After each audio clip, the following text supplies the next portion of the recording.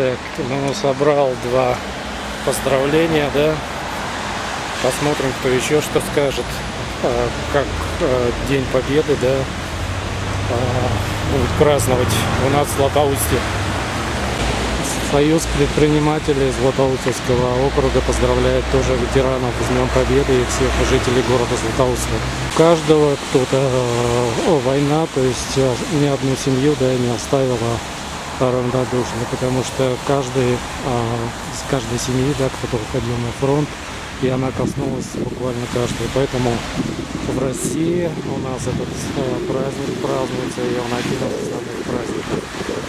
70-летие Победы через 3 дня.